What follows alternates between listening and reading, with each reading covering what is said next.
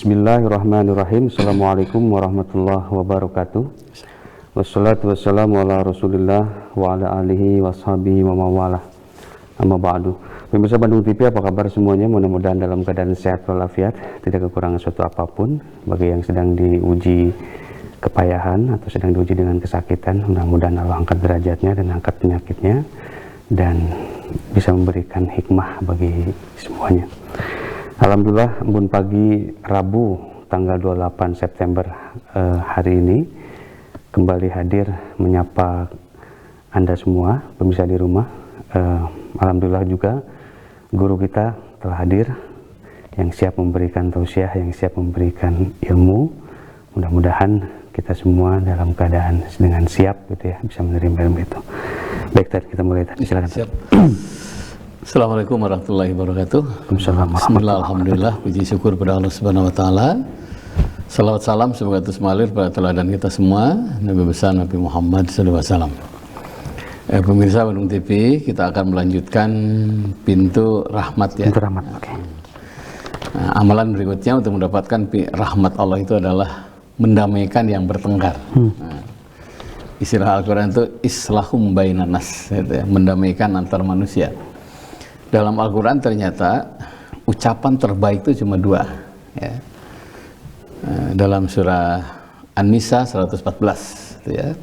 Tidak ada ucapan orang salah itu illa man amara bisadaqah, kecuali orang-orang yang menyuruh sedekah, au islahim bainanas, atau mendamaikan seluruh manusia. Dan mendamaikan seluruh manusia itu dalam Al-Quran ternyata la'alakum turhamun, damaikan orang yang bertengkar itu agar kalian mendapatkan rahmat. Nah, berarti Islam itu datang mendamaikan. Islam itu damai mendamaikan. Islam itu harmonis mengharmoniskan. Islam itu menyatukan yang berpisah. Islam itu mengibarkan kedamaian. Kalau ini diamalkan, tidak ada alasan bertengkar dengan siapapun. Dan ternyata Nabi SAW ketika terpancing amarah, beliau tidak marah. Dan ini demi rahmat Allah di situ ya.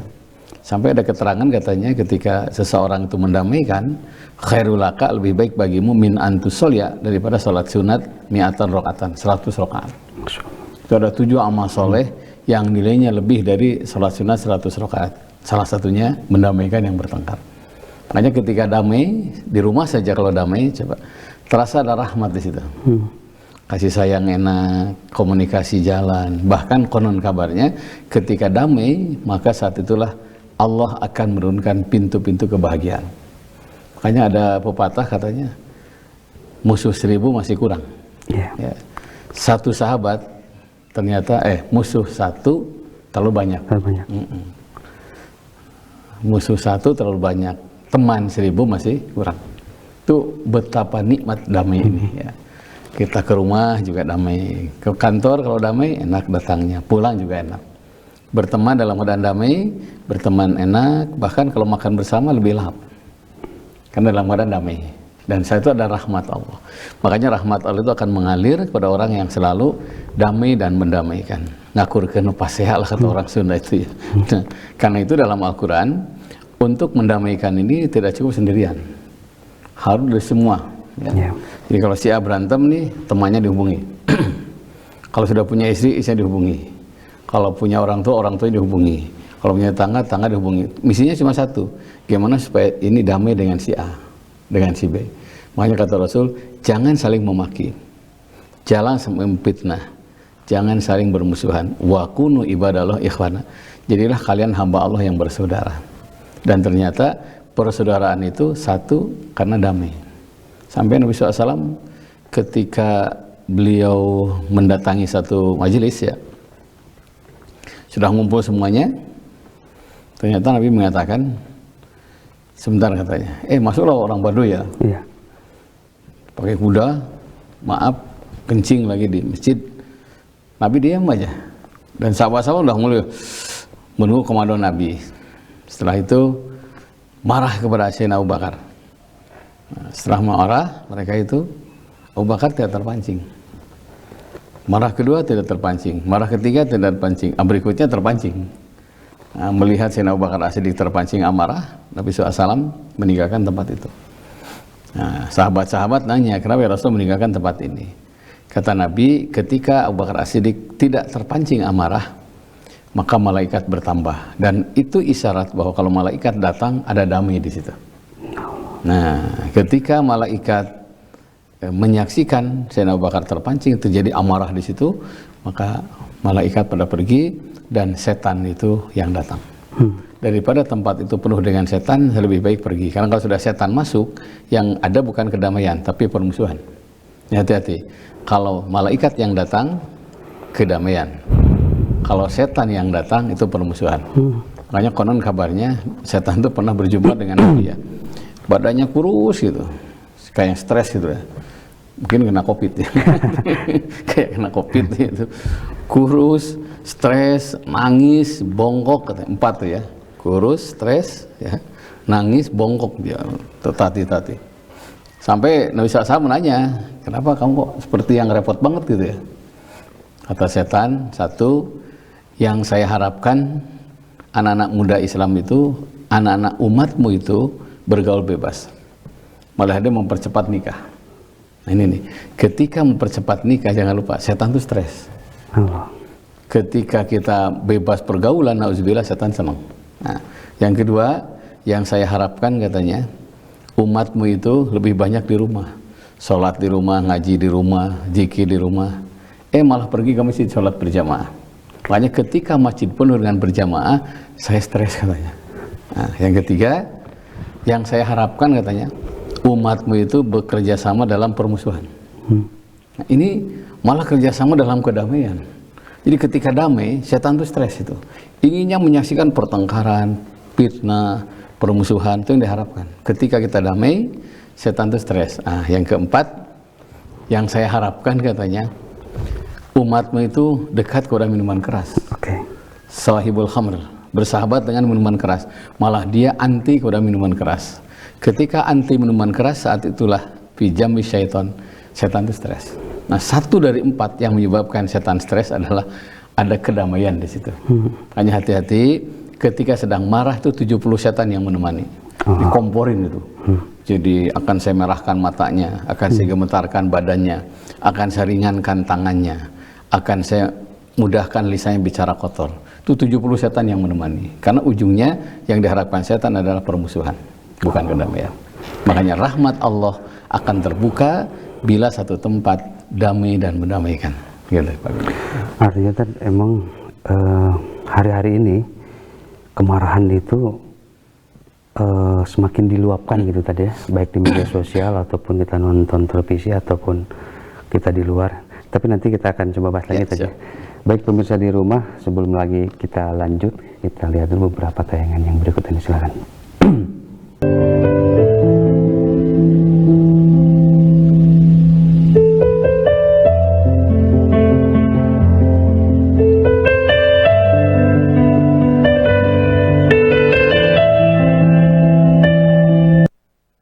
Baik pemirsa di rumah, kembali lagi di Embun Pagi, Islam Memberi Solusi yang tayang setiap hari Rabu jam 6 sampai jam 7 pagi. Jam 7 sampai 8 ya?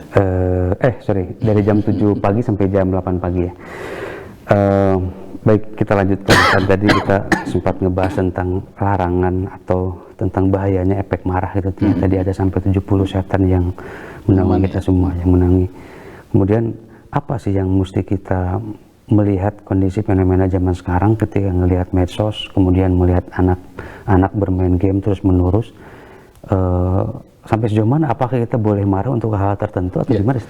Jadi gini, kita punya teladan ya Nabi SAW, karena beliau itu disebut uswatun hasanah ya, teladan dalam segala hal. Nah jangan lupa beliau itu pertama kali dikenang satu karena kejujurannya, bukan karena ritualnya ya. Bukan kita mengesampingkan, bukan ya, itu kejujurannya. Sampai beliau dapat gelar Al-Amin. Yang kedua karena juru damai. Itu bisa dibayangkan, yang namanya rutin zaman jahiliyah itu berantem. Itu rutin tuh, agenda tahunan itu ya. Berebut Hajar Aswad kan, itu. Ya, kalau sudah penyucian Ka'bah, Hajar Aswad dipindahkan, nah disitulah agenda rutin itu pas ya. Siapa yang paling kuat, itu yang berhak memindahkan Hajar Aswad. Karena kurang lebih ada 57 suku waktu itu. Ya. Jadi masing-masing suku Kabilah itu, tadi. kabilah itu. Nah saat itulah bingung orang itu. Ini siapa? Ya, semua udah khawatir. Ini pasti. Kalau nggak pamannya, bapaknya. Kalau nggak bapaknya, kakaknya yang meninggal. Karena itu pasti korban itu. Setiap tahun itu. Sampai meninggal. Saya meninggal. Nah akhirnya alhamdulillah saat itulah Rasul kan buka sorbannya ya. Nah, kemudian beliau ngambil Hajar Aswad. Seluruh sudut sorban itu dipegang oleh seluruh kepala kabilah. Artinya kebagian semua. Kebagian semuanya. Dan waktu itu saya jadi merinding ya. Dan ternyata kehadiran beliau itulah yang membuat damai. Makanya demi mendamaikan itu tidak boleh menghardik orang ya. Itu harus mendidik. Tidak boleh menyaingi, tapi harus menyayangi. Tidak boleh memukul, tapi harus merangkul, gitu kan. Tidak boleh kita itu menghina orang, tapi harus membina. Kalau anak salah, nah itu. Makanya demi kedamaian itu gini. Satu saat Imam Syafi'i itu beliau bertamu ke Imam Ahmad bin Hanbal. Lama sekali ya. Beliau sembunyi aja. Sementara ya yang namanya ulama besar kalau ngajar lebih banyak bosan muridnya ya daripada yang ngajarnya itu. Ya makanya ngajar saja nggak sesuai. Lama terus sudah beres ya. Kaget ternyata ada Imam Syafi'i. Dua di situ yang menonjol ya. Makan banyak Imam Syafi'i itu. Kedua kalau habis adzan subuh langsung sholat. Ada apa segala macam gitu ya. Kata Imam Syafi'i, kalau saya ada salah, tolong kasih tahu berdua, gitu ya. Tapi kalau sama sekali, saya juga seperti itu. Makanya kata Imam Syafi'i, kalau orang itu marah di depan banyak orang, itu kebencian. Oke. Tapi kalau dikasih tahu berdua, itu pendidikan. Itu beda ya. Jadi kalau mendidik, dikasih tahu berdua. Maaf, istri kita salah. Jangan disampaikan depan anak-anak. Suami kita salah, jangan disampaikan di depan anak, mertua, tetangga itu ya. Tuh isi saya dan sebagainya. Sampaikan berdua. Ketika menyampaikan berdua, terjaga rahasia kejelekannya, itu mendidik. Tapi kalau disebarluaskan di mimbar, di koran tentang kejelekan orang, itu membenci. Dan ujungnya, kalau yang pertama pasti kedamaian. Kalau yang kedua pasti permusuhan. Ini hati-hati ini, dalam menyampaikan itu harus hati-hati. Apalagi di saat medsos sekarang kan luar biasa ya. Luar biasa. Sudah ditelanjangi segala macam, padahal orang itu sudah tobat. Dan itu biasanya kalau sudah tobat dijelekan kan, ada 3 yang tidak boleh dijelekan itu. Satu yang sudah meninggal. Siapapun dia. Sudahlah, itu urusan Allah dengan dia. Kedua yang tobat. Nah, kalau sudah tobat, udah hilanglah masa lalunya. Dia sudah bersih dosanya. Yang ketiga, yang masuk Islam. Itu udah masuk Islam, hilang sukunya, hilang kejelekannya. Yang keempat, yang sudah saling memaafkan. Sudah saling memaafkan, begitu tulus ikhlas, mulai saat itulah kita tidak boleh ngutik-ngutik lagi kejelekannya. Ataslah nu atos maatos.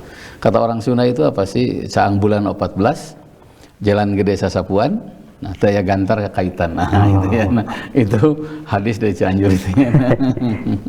Nah, karena itu kalau kita ingin tahu nih siapa juru damai yang terbaik bagi Nabi SAW, dan pertumpahan darah saat itu untuk pertama kali tidak jadi karena beliau pandai mendamaikan. Tepiraklah megang seluruh sudut sorbannya kan, jadi juru kedamaian. Nah karena itu dengan sorban aja bisa damai. Makanya apa yang kita miliki jadikan juru damai. Kita punya kedudukan, jadikan kedudukan itu juru damai. Supaya rahmat Allah ngalir itu kan, bukan laknat ya. Kita punya harta, jadikan harta itu jembatan kedamaian. Sehingga dengan harta orang itu tenang. Kita punya ilmu, pinter, ulah minteran. Jadikan ilmu yang kita miliki mendamaikan orang. Kita punya kedudukan, punya apapun, ujung rambut, ujung kaki, itu jadi media kedamaian. Kata Nabi, alangkah indahnya jika bumi ini diisi dengan orang-orang yang damai. Karena jangan sampai bumi itu diisi seperti hutan belantara. Dari jauh itu, Masya Allah, indah luar biasa. Masuk ternyata banyak binatang ternak yang satu dengan yang lain saling menerkam. Kalau itu yang terjadi, maka rahmat Allah tertutup. Makanya bila kedamaian ada, Allah sedang ada di situ. Berarti rahmat Allah sedang mengalir. Bila kedamaian tidak ada, maka rahmat Allah tidak mengalir lagi. Di satu rumah banyak malaikat katanya mau masuk, menuju pasea nih. Malaikat balik lagi. Karena malaikat paling tidak senang. Yang kedua, punten, melihat foto-foto yang yang oratnya kelihatan. Itu malaikat tidak akan masuk. Nah karena itu damailah, damailah. Karena ketika damai, boleh jadi dia meninggal dunia dalam keadaan senyum. Nah itu Pak Guru. Artinya kan Tad, perkelahian atau berantem itu pasti ada asal muasal gitu tadi, ada asbabnya gitu tadi. Terlepas juga bahwa misalkan perdebatan agama nih kadang-kadang tadi ya, yang satu merasa yang lain-lain, kemudian itu pun juga sama tadi ya, itu juga dilarang juga tadi ya, berdebat-debat dalam. Itu kalau saya beberapa hari yang lalu ya ikut musyawarah, ya masalah kecil ya, masalah waris ya. Salah satu dari keluarga itu marah, kan ketika marah nggak mungkin jernih pikirannya. Oke. Maka hentikanlah musyawarah bila ada yang marah, karena marah itu tidak akan menghasilkan yang maksimal. Akal tidak berjalan, yang jadi nasihat kalau sedang marah itu setan. Karena innal ghadaba minasyaiton. Amarah itu sebagian besar dari setan. Tapi ketika kita menahan amarah, yang jadi nasihat itu agama. Ad-dinu nasihat. Agama adalah nasihat. Makanya ketika kita menyampaikan agama pun tidak boleh marah. Kita harus memberikan solusi, bukan polusi gitu ya. Kita harus memberikan solusi, bukan memberikan emosi. Jadi emosi dengan solusi. Nah, orang yang imannya bagus itu selalu kemanapun berikan solusi. Orang yang marahnya besar, emosi di mana-mana, di rumah emosi, ke kantor emosi. Ujungnya dia itu bahan baku dari setan, itu bahan bakunya itu orang-orang pemarah. Makanya ketika marah, saya sedang marah, segera berhenti. Lagi nasihat saja, lagi marah jangan. Apalagi kalau saat ini sangat sensitif, masya Allah sekarang, masya Allah. Gara-gara kemarin saya lihat sudah diantar makanan oleh teman kita dari Gojek ya, makanan gitu. Malah dilempar. Hanya ingin dipoto bahwa makanan itu telah nyampe gitu kan. Oke. Ini kenapa ini orang itu? Sampai isinya melerai, masih juga marah. Untung yang antar makanannya tidak emosi ya, cuma tetap udah viral. Ya. Itu hal-hal seperti itu kecil tapi berakibat besar. Ya betul, berakibat. Makanya jangan anggap yang kecil itu. Namanya khati'ah. Khati'ah itu dosa kecil. Karena terlalu banyak hutan hektaran bisa terbakar dengan puntung rokok. Itu udah berbahaya. Mau membereskan yang besar bagaimana kalau yang kecil tidak bisa dibereskan. Mulai yang kecil dulu lah, di rumah, mulai ke istri, ke anak. Makanya kalau ketika sedang marah, taruh dulu, bapak lagi agak marah. Saya sering kalau di situ ada orang yang tidak senang sama kita, udah jangan dulu khutbah di situ, karena nanti bontang-banting sana sini. Nah kalau sudah marah, yang nyetir khutbah pun setan. Makanya jangan sampai mengatasnamakan agama, orang itu menyampaikan agama dengan amarah, nggak bisa. Takhallaqu bi akhlaqillah, berakhlaklah kalian seperti akhlak Allah. Coba, kalau Allah itu pendendam, wah itu Fir'aun, Abu Lahab sudah habis sejak awal. Tapi terus itu ditungguan ituan. Memang satu katanya memberikan kesempatan kepada kita untuk beramal soleh kan, ya itu. Tapi di sisi lain ketika hujan terjadi, Allah ngatur hujan, semua disiram. Pohon yang pahit, pohon yang manis, pohon yang baik, disiram semuanya. Itulah akhlak Allah. Makanya ketika punya sesuatu, berikanlah sekalipun orang itu belum sesuai dengan harapan kita. Karena Allah tidak melihat hasil. Yang dilihat oleh Allah adalah usaha maksimal kita. Dan kadang-kadang marah juga tidak ada hubungannya dengan tingkat pendidikan, dengan tingkat intelektual tadi ya. Bahkan kadang-kadang yang semakin tinggi jabatan tinggi itu juga malah semakin luar biasa. Itu katanya ego itu dipupuk ya, dan dipupuk gitu. Kalau ego ini kecil jadi besar karena punya jabatan. Ya. Nah, ada orang yang maunya jadi RW terus nggak mau jadi RT. Ada orang yang maunya ingin pendapat dia saja, nggak mau dengar orang lain. Itu hati-hati itu. Fa inna syaitana ma'al wahid. Setan itu bersama orang-orang yang egois. Itu kalau sudah egois itu hati-hati. Nanti tambah gemuk lagi punya harta, tambah gemuk lagi punya gelar, tambah gemuk lagi dia punya isi cantik umpamanya. Nanti tambah gemuk lagi egonya karena punya anak sukses. Hati-hati itu. Setan itu la'aqudanna lahum siratal, saya akan menghalangi manusia. Itu sangat ya. Namanya taukid, akan menghalangi. Ya, bersumpah ya. Oh itu masya Allah tuh. Hati-hati. Sumpah setianya kayak sumpah pemuda lagi tadi ya, lebih ini banget. Makanya nanti katanya di akhirat ya, ada orang yang mau masuk surga. Nah, dia seorang qari'ah mungkin ya, qari'nya bagus itu, dia terhalang gitu. Sampai kaget, saya bisa ngaji. Bohong katanya. Kamu bisa ngaji karena hanya ingin dinilai oleh manusia. Itu sudah riya namanya. Juru dakwah juga sama. Tok mau masuk surga kehalangan gitu. Padahal pakai sorban.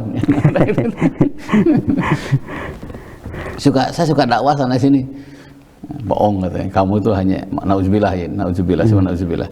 Kamu hanya ingin disebut jago pidato, kamu hanya ingin mendapatkan uang yang banyak. Terjadi dermawan. Oh gitu tuh. Makanya kata Nabi, setiap yang beramal itu bisa celaka kecuali yang ikhlas. Itu ikhlas tuh rahasia kita dengan Allah. Nah, itu rahasia kita dengan Allah. Nah, untuk ini, ya pemirsa Bandung TV, mari kita jaga rahmat Allah itu dengan cara apa? Jilah juru damai. Maka ketika bertengkar katanya, jualan senjatanya nggak boleh. Ini berantem nih, jualan senjatanya nggak boleh. Karena pasti akan tambah nyala kan pertengkaran. Nah, ketika kita berantem dengan istri, kalau ngomong tambah nyala, lebih baik diam. Karena diam itu senjata tanpa peluru. Diam itu benteng tanpa pagar. As-samtul islah, diam itu damai. Punten lain tewani itunya. Daripada tambah besar amarahnya diam. Nah, kalau saya biasanya kalau lagi marah gimana? Salurkan kepada kebaikan. Salurkan kepada kebaikan tadi. Oh, nyapu lah gitu ya, nyuci gitu. Iya, atau olahraga atau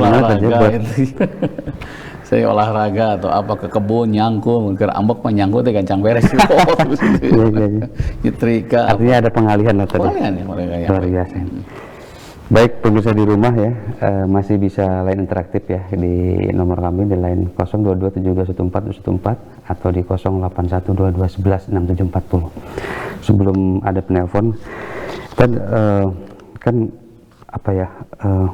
Padahal ini kan marah itu sesuatu yang memang bisa terjadi bagi siapa saja dan kadang-kadang kapan saja tadi ya. Tidak ada angin, tidak ada apa, tiba-tiba kita bisa marah gara-gara melihat sesuatu yang di luar kendali kita. Misalkan bisakah kita misalkan kayak misalkan sahabat Nabi itu kayak Khalid bin Walid tadi ya, diturunkan sama Umar itu menjadi posisi kopral tadi ya.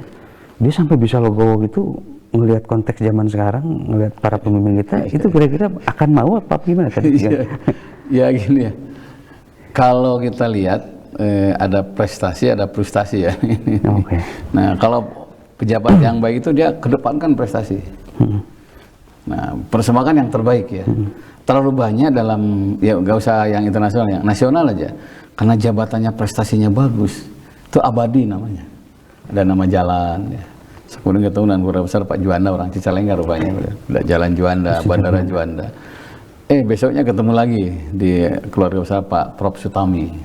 Lebih fenomenal lagi katanya. Ternyata ini menteri zaman Pak Karno dan Pak Harto katanya ya, zaman Bung Karno. Itu yang jago rabi ya. Itu menteri yang paling miskin katanya. Listrik aja nggak bisa bayar, hampir dicopot katanya. Padahal dari posisi menteri itu sebagai menteri yang zaman Haritama atau agak basah tadi ya. Basah gitu ya. Nah, ternyata ketika pensiun tidak punya apa-apa. Makanya katanya kalau orang yang baik itu kalau pas punya kedudukan itu makin berkurang hartanya, bukan makin numpuk ya. Itu kata Imam Syafi'i, begitu jadi pejabat dia makin kaya itu pencuri katanya. Luar biasa ya. Dan itu sudah Masya Allah, di saat pandemi saja orang di saat sulit ya, kita rindu gitu yang namanya mengeluarkan dari pribadi itu ya. Untuk sebelah sekolah ini, jembatan ini, itu senang itu dengarnya. Ini seorang pejabat mengeluarkan uangnya untuk bikin jembatan di desa ini. Wah, itu senang sekali saya itu dengar itu. Itu sosialnya luar biasa. Gitu Pak Agung ya. Oke. Pemirsa di rumah, sebelum ada penelpon ini sudah ada beberapa netizen yang menanyakan tadi. Sebelum dibahas kita ada beberapa pertanyaan tadi nih. Iya. Terutama di zaman pandemi ini, apa yang mesti saya lakukan? Doa-doa apa saja menghadapi pandemi yang makin kesini makin parah katanya, dan bahkan ada varian-varian baru lagi yang semakin ganas. Iya. Apa katanya tadi syaratnya? Jadi kalau ini dianggap cobaan ya, sabar atau aral. Oke. Nah, mana yang sabar, mana yang aral kelihatan di situ. Kalau ini dianggap ujian, lulus tidak lulus. Yang lulus tetap berbuat kebaikan dalam kondisi apapun. Ini mohon maaf ya. Bagi yang menelpon ke nomornya Pak Ustadz. Di WA saja, di WA saja, maaf. Ya. Kedua, kita COVID ini jangan ditakuti. Saya sering sampaikan, jangan ditakuti, apalagi takut berlebihan. Kalau takut berlebihan itu bisa syirik itu. Berarti selama ini Allah di mana gitu kan? Oke. Nah, tapi harus disiasati. Salah satunya disiasati dengan doa. Nah, doa yang pendek tapi luar biasa bisa menyelesaikan yang berat. Doa Nabi Yunus, bagus tuh. La ilaha illa anta subhanaka inni kuntu minaz zalimin. Itu doanya pendek tapi dahsyatnya luar biasa. Nabi Yunus bisa selamat ketika masuk ke perut ikan. Dan itu kisah nyata tadi. Kisah nyata dalam Al-Quran ada itu dalam Luar Al-Quran. biasa ya. Siapa yang yakin dengan doa ini selesai masalah. Kedua, Nabi Ibrahim. Itu persoalannya bukan virus lagi, itu nyala api besar. Doanya pendek itu.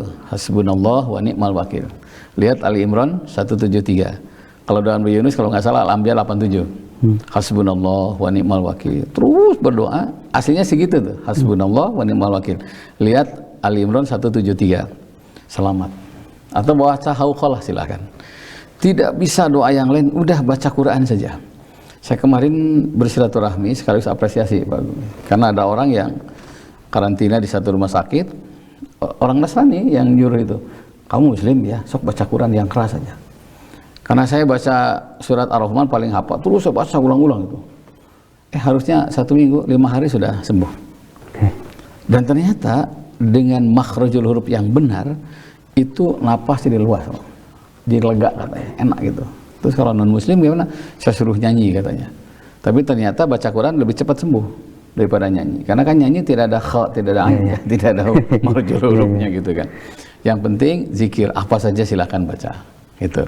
Yang kedua tentu ikhtiar baik medis ataupun herbal. Silahkan lah. Medis ataupun herbal. Kalau doa itu saja. Nabi Yunus dan doa Nabi Ibrahim. Al-Anbiya 87 dan Ali Imran 173. Gitu. Artinya orang-orang terdahulu kita atau para nabi itu terlepas dari kesulitan yang hampir mustahil sebenarnya, hampir mustahil itu ya. Kalau menurut akal tuh mustahil banget itu. Dan mustahil itu ya. Wah, itu masya Allah. Yang mungkin bagi orang yang sudah minimal umroh, coba perjalanan Madinah Mekah atau Mekah Madinah, masya Allah itu luar biasa ya. Jalan baru lagi kan, bukan jalan yang biasa kan. Waduh itu ketika saya masuk orang terdahulu tuh ya ke Mesir waktu ke sumur Nabi Yunus, Nabi Yusuf kemudiannya. Ketika Rasul dilempari, ketika Rasul diboikot ekonominya, itu kurang lebih 3 sampai 6 bulan. Tapi Rasul terus saja berbuat baik. Karena ini hanya cobaan dari manusia. Cobaan dari manusia ya. Cobaan dari manusia. Karena boleh manusia membenciku, jangan Allah yang benci sama saya. Gitu katanya. Luar biasa. Adalah kita dari netizen ini mau dijelaskan katanya tadi keutamaan sholat karena ada di YouTube katanya kita semakin berharap sholat ikhlas berusaha khusyuk malah katanya tidak boleh karena kita tidak akan mendapatkannya. Itu gimana katanya sebenarnya? Jadi gini, khusyuk itu bukan rukun sholat, tapi rukun. Target sholat. Targetnya. Karena target sholat maka tugas kita usaha supaya khusyuk. Ada yang mengatakan usaha pertama ilzamil qabla shalah. Biasakan tertib sebelum sholat. Warok tertib. Pokoknya nih, handphone ganggu simpen dulu, matikan dulu. Tertib. Pakaian ini supaya tidak ganggu, lihat kadang-kadang kan saking tergesa-gesanya kancing itu bisa pindah ya. Nah, tertib sebelum sholat. Yang kedua, jangan lupa antara gerakan dan bacaan harus sama. Nah, Allahu Akbar, subhanallahi azim wa bihamdihi, subhanallahi azim itu tetap jangan sampai berdiri sebelum beres baca itu. Itu antara gerakan dan bacaan sama, itu khusyuk.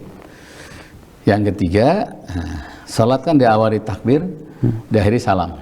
Nah, begitu salam kanan kiri itu simbol bahwa kita harus jadi juru damai dengan yang kanan dan yang kiri. Baru khusyuk orang itu salatnya, bukannya terpenuhi rukun tapi selesai salat dia menjadi juru damai, juru selamat bagi tetangga kanan kiri. Sehingga buah dari salat adalah al-muslimu, seorang muslim itu adalah man salimal muslimuna milisanihi wa yadihi. Yang nyaman orang lain dengan lisannya dan perbuatannya. Terus gimana? Kalau yang sering salat tapi menyakiti orang, memusuhi orang, itu yang dalam Al-Quran. Wa makana salatum indal bait illa mukaan wa tasdiyah. Tidak ada salat mereka itu kecuali hanya tepuk tangan dan silan berakal. Makanya bukannya terpenuhi rukunnya, tapi salat harus melahirkan kesolehan sosial. Dan ini penting nih, salat harus melahirkan kesolehan sosial, bukan hanya khusyuk kuat kapeureum jeung tetangga teu wawu kabatur muslim, itu nggak boleh. Nah, makanya ada yang sholat tapi hanya siulan dan kayak senam aja. Gitu, ya. Apalagi kalau sampai saking mencoba targetnya khusyuk jadi malah lupa rakaat yang lain-lain tadi. Eta mah nu gering ya. Oke, ada lagi Tad, ini metode kan sekarang tuh masuk ke bulan Safar tadi ya. Ini banyak anggapan atau bahkan dari zaman dulu makin sekarang juga bahwa Safar itu bulan yang kurang baik yang lain-lain. Gimana sih Tad sebenarnya Tad? Ya, saya kemarin ketemu dengan salah satu tempat akad nikah ya, resepsi, masya Allah. Ustadz katanya biasanya. Di bulan Safar tadi? Ya bulan Safar, sekarang bulan Safar ya. Itu biasanya setiap bulan itu adalah untuk karyawan, untuk pembersihan gedung. Sekarang udah hilang karena hanya 2 pasang selama bulan Safar. Biasanya sampai 20 pasang. Jadi gini, pemirsa Bandung TV ya. Sia dalam Islam, saya ulangi ya, sia dalam Islam atau apes ya, itu bukan karena bulan. Saya nikah bulan Safar kebetulan. Oh, dalam bulan yang istri saya namanya Sofariah ya, jadi Safar. Bukan karena bulan, bukan karena suku. Ada yang nggak mau sampai sekarang nikah dengan orang Jawa pokoknya, atau orang Jawa ke orang Sunda, kecuali orang Jawanya laki atau perempuan gitulah. Bukan karena suku. Sial bukan karena bulan, bukan karena suku, bukan karena negara. Karena nikah itu lintas negara. Saya kemarin menikahkan dengan orang Awiliga dengan orang Yugoslavia, orang Zancekek dan orang Jepang. Udah saling mencintai, itu Islam begitu. Nah, kemudian orang Sunda dengan orang Bali, kemarin saya sampai ke Bali itu menikahkan juga. Sial bukan karena kampung tertentu. Kan masih ada orang yang Kasabrang ke Palembang gitu loh. Nah, seolah-olah orang Palembang itu jelek. Nah, itu hati-hati. Sia dalam Islam itu su'ul khuluqi syu'mun. Akhlak yang jelek yang membawa sial. Walaupun nikahnya bulan Safar tapi kita berusaha baik sama istri sama suami tetap langgeng. Walaupun nikahnya bulan Muharram tapi pasea terus, nah ujungnya tidak akan awet rumah tangga itu. Jadi kembali ke akhlak. Mungkin nanti Rabu depan kita bahas ya akhlak yang membawa sial ya gitu ya. Salah satunya menyakiti orang tua. Itu sial itu. Pasti itu ya. Pasti itu. Luar biasa. Itu mutawatir lah, tidak diragukan lagi itu. Tidak diragukan lagi. Ya gitu ya. Jadi kalau sudah ada kesepakatan namanya liburan sekolahnya, kerjanya dari luar negeri, Safar, nikahkan saja. Karena rukun nikah itu kan pengantin laki, pengantin perempuan, wali, saksi, ijab kabul. 5. Tidak ada harus bulan ini, bulan tidak ada. Gitu, ya mangga. Jadi aman-aman aja tadi. Aman-aman aja. Ya, terpenuhi rukunnya ya. Kemudian kita lagi nah ini refreshing dengan keluarga nih kadang-kadang atau piknik lah ya. Ada dalil khusus nggak sebenarnya Islam itu memang harus benar-benar dalam artian sudah semi-semi wajib lah. Jadi gini. Dalam Quran banyak isyarat ya, salah satunya siru fil ar, bertebaranlah kamu di muka bumi ini. Saya baca beberapa tafsir katanya bertebaran di muka bumi ini satu, cari nafkah. Karena ada nafkah yang diberikan oleh Allah setelah kita keluar dari rumah. Ada nafkah yang diberikan oleh Allah setelah bertebaran hijrah. Banyak orang Jawa itu sukses di luar Jawa. Begitupun ada orang Kalimantan sukses di Bandung ya, setelah bertebaran itu. Makanya burung saja kalau keluar dari sarangnya kan bisa makan. Nah, kedua, maknanya adalah cari ilmu. Bertebaranlah di muka bumi ini untuk apa? Cari ilmu. Saya waktu pertama ke Madinah, salat di Masjid Imam Bukhari. Rupanya demi mencari ilmu, Imam Bukhari sampai jual asetnya. Beli tanah di Madinah.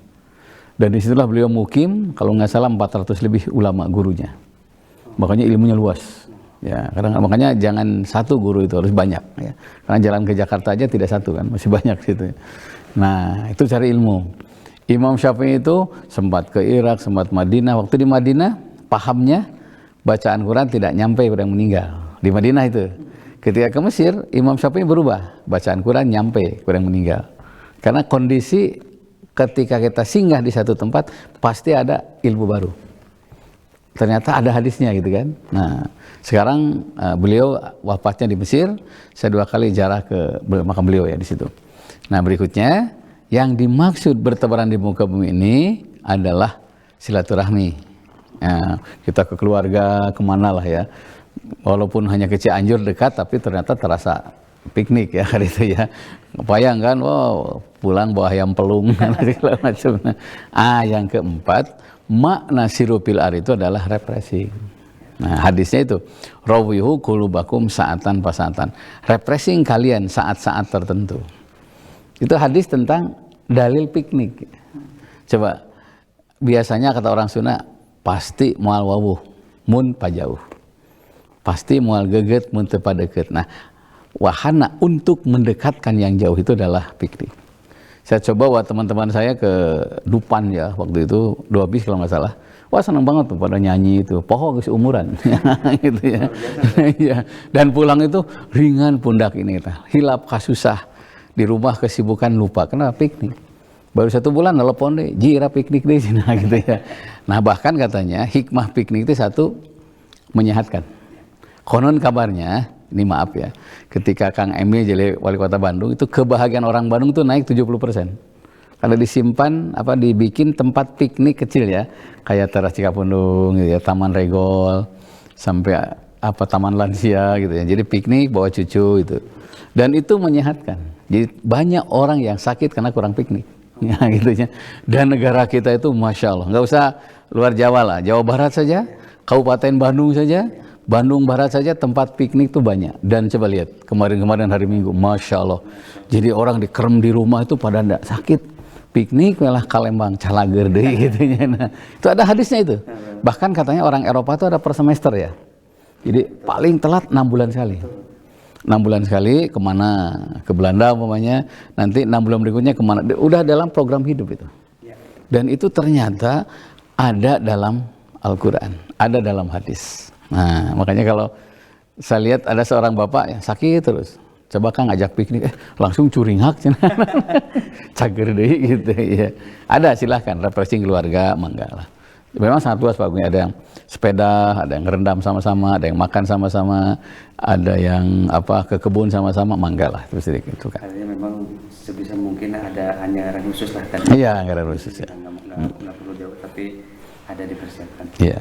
Kita lanjut lagi tadi. Iya. Baik pemirsa di rumah, sebelum kita lanjut lagi, kita lihat dulu beberapa tayangan dulu.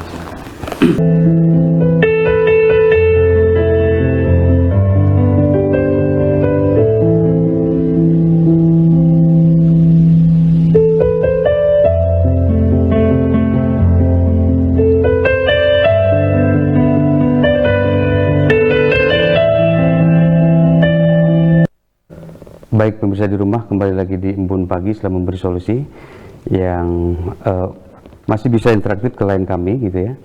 Dan ini masih ada beberapa lumayan banyak yang masuk ke kami. Tentu kami akan saring, tentu kami akan pilih kira-kira mana yang masih bisa diinin. Ada lagi tadi ini di 652 tadi. Ini katanya sholawat kalau dinyanyikan itu apakah boleh atau tidak katanya? Ya gini, ada 2 sholawat lah, ada sholawat syair ya, ada sholawat syar'i. Quran juga sama, dulu tuh nggak ada yang namanya lagu Al-Quran, nggak ada, murotal aja datar gitu ya. Makanya Quran juga ada Quran syair, ada Quran syar'i ya. Sholawat juga itu, Nabi SAW ketika nyampe ke Madinah itu ada monumen, namanya Badiatul Wada. Sampai ke Madinah Rasul dijemput dengan syair. Tola al-badrun alaina itu ya. Dan bernyanyi tadi ya, bernyanyi itu. Iya betul. Dan Rasul langsung tersenyum dan mengatakan, man ahabba syai'a fahuwa asilullah. Siapa yang mencintai sesuatu harus siap jadi tawanannya. Jadi saking cintanya coba, kalau lagu Indonesia Raya itu gambaran alam Indonesia ya. Rayuan Pulau Kelapa itu bagus itu dan sebagainya. Sama cinta kepada Nabi, maka dia senang nyanyi tentang akhlak Nabi. Dan kurang lebih ada 250 sholawat itu bukti cinta pada Nabi. Ya. Dan boleh. Sekarang bukan hanya sholawat, wudu dinyanyikan. Bagaimana lagu Oma Irama ya, banyak keramat, kemudian tentang segumpal darah. Gumpal darah, melahirkan. Oh banyak itu. Dan ternyata banyak orang yang sadar. Banyak orang tiba-tiba hormat sama ibunya karena setelah dengar lagu keramat. Ya. Jadi apa kita tega membid'ahkan satu lagu ya, yang menyebabkan orang itu sadar akan kebaikannya. Makanya pahlawan nasional saja tidak semua angkat senjata. banyak yang berjuang dengan syair, kayak Rendra itu kan dengan apa, puisi ya, itu masya Allah sampai dicekal beberapa kali ya. Oma Irama sempat dicekal beberapa lama karena nyanyi tentang hak asasi manusia kalau nggak salah. Jadi tidak ada paksaan, adu domba segala macam lah gitu kan. Nah jadi boleh. Nah cuma harus hati-hati karena sekarang ini ada syair yang jadi pintu kemaksiatan, ada syair pintu ketaatan. Terus bisa sholawat itu syair pintu ketaatan. Kalau lagu-lagu yang buat kemaksiatan itu pintu kemaksiatan. Disadari atau tidak sekarang sedang perang syair ya. Dan tidak boleh mengharamkan alatnya. Oh nggak boleh haramkan. Islam itu agama yang lengkap ya. Agama yang tidak hanya dengan dari mimbar ke mimbar, dengan musik bisa. Cuma tentu esensi dari nyanyi itu harus kita lihat. Oh, ya mah kenapa dosa namanya? Itu haram. Ya biar amal soleh, dakwah boleh. Oke. Kemudian tadi ini ada barusan katanya di ibu-ibu di Cicalengka di 063. Saya ini sudah mendengarkan ceramah beberapa kali, cuman saya masih ada sifat marah, kemudian juga masih kesal, masih kurang sabaran. Ini gimana? Ya gini, kalau udah dengar ceramah masih pemarah, kabayang mente ya. Gitu ya. Pokoknya marah, tidak marah, dengarkan ceramah terus. Makanya ceramah itu mendengar nasihat itu harus diulang-ulang. Dalam Al-Quran itu kan perintah sholat saja ternyata bukan dalam satu surah. Diulang ini. Kenapa? Karena ada orang itu sadar setelah diulang beberapa kali. Ada. Bahkan ada yang sadar 20 tahun, 25 tahun, bahkan ada yang sudah 50 tahun. Bahkan ada yang sudah 67 tahun baru sadar. Kenapa? Karena cucunya. Sebetulnya istrinya ngingetin tentang sholat. Anaknya ngingetin, nggak nurut. Mertuanya ngingetin, nggak nurut. Tapi dengan cucu ternyata nurut. Agak luluh ya. Nah, itulah makanya hidayah itu kadang-kadang datang dari anak kecil. Makanya dengarkan nasihat itu sekalipun datang dari anak kecil. Itu makanya penting punya cucu itu ya, bukan hanya untuk hiburan tapi sumber nasihat. Minimal lah memegang handphone lah gitu ya. Iya. Itu kebayang kalau tidak dengan ceramah ya. Nah gitu. Kemudian untuk Ibu Cicalengka yang tadi itu ya, karena katanya handphone jadul jadi nggak bisa WA ya. Oke, iya. Di Hapunten punya, punten. Nah berikutnya apa aja? Kemudian ini ada lagi tadi nah ini tentang air doa. Tadi kan banyak orang yang kadang-kadang musyrik atau gimana katanya itu bisa dikategorikan itu atau gimana tadi ada salah satu ayat Quran ya. Wa ja'alna minal ma'i kulla syai'in hayyin. Itu Al-Anbiya 30 kalau nggak salah. Kami jadikan segala sesuatu hidup dengan air. Nah, yang dimaksud air di situ satu air susu ibu. Karena anak yang minum air susu ibu itu beda ya, imunnya itu lain. Kedua, air zam-zam.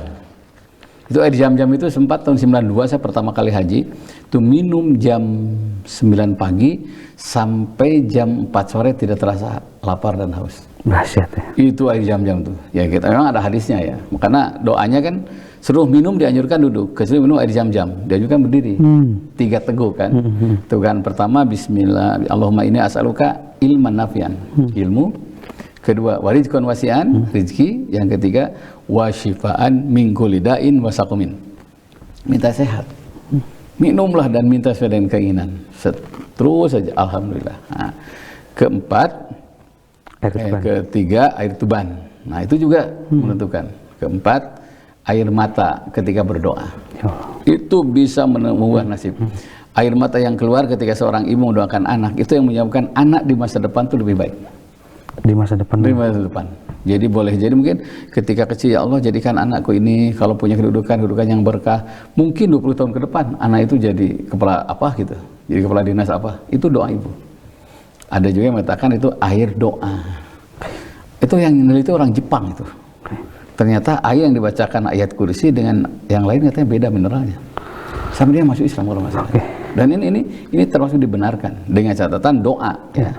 Karena doa pasti mintanya kepada Allah. Nah, dengan air ini ya Allah, gitu kan? Dengan air ini ya Allah, tetap minta kepada Allah. Dan saya pernah mengalami ya, Sa'id Al-Khudri itu ada riwayat orang yang pertama kali mengobati dengan Al-Quran. Nah, ada riwayat dengan air, ada riwayat dipegang jidatnya. Nah, saya pernah mengalami ketika camping ya, tahun berapa itu. Jadi ada yang kesurupan terus ribut kan orang tuh. Lah ini nggak sembuh-sembuh. Enggak sih saya doa ta cenah anu kan si Holid cenah setengah ustadnya, setengah ustad. Ya, yucing lah baca Fatihah ya. Baca Fatihah sok siapkan cai gitu ya. Alhamdulillah sembuh itu. Alhamdulillah sembuh. Wah, ini dibenarkan pengobatan dengan air. Ada kitabnya, Tibun Nabawi, pengobatan cara Nabi. Ada 2 ya, dari siapa ini, dari Ibnu Qayyim Jauziyah dengan Imam Jalaluddin Asyuti. Itu ada khusus itu bukunya. Sekarang terjemah bahasa Indonesia, Tibun Nabawi, pengobatan cara Nabi. Artinya memang dibolehkan lah, dibolehkan ya. Tentu dengan cara-cara tertentu ya. Ya, tertentu. Dan sayang sekali waktunya memang sudah habis. Insya Allah Rabu depan kita akan kembali lagi ya dengan jam yang sama. Kasih konklusi. Yang nelpon atau yang WA ke nomor saya ini nanti sama jalan saya akan jawab ya. Nah, mudah-mudahan kita termasuk orang yang jadi juru damai. Kedamaian kalau kita lakukan akan mendatangkan rahmat. Mari buka keran rahmat Allah supaya mengalir dimanapun supaya jadi damai. Rabbana la tuzigh qulubana ba'da idh hadaitana wa hab lana min ladunka rahmah innaka antal wahhab. Bismillah, masyaallah la quwata illa billah. Bismillah, kullu nikmatin minallah. Bismillah, masyaallah, ya hayyu ya qayyum bi rahmatika nastaghis. Subhana rabbika rabbil izzati amma yasifun. Assalamu alaikum warahmatullahi wabarakatuh. Hatur nuhun hatur punten mangga.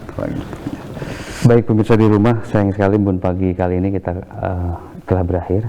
Bagi yang belum sempat nelpon atau yang belum kebaca atau belum kebahas ya, yang menanyakan yang lain-lain bisa minggu depan nanti kita akan bahas lagi. Maaf kata bila ada kesalahan, tentu mohon dimaafkan. Insya Allah Rabu depan kita kembali lagi. Wabillahi taufiq wal hidayah. Assalamualaikum warahmatullahi wabarakatuh.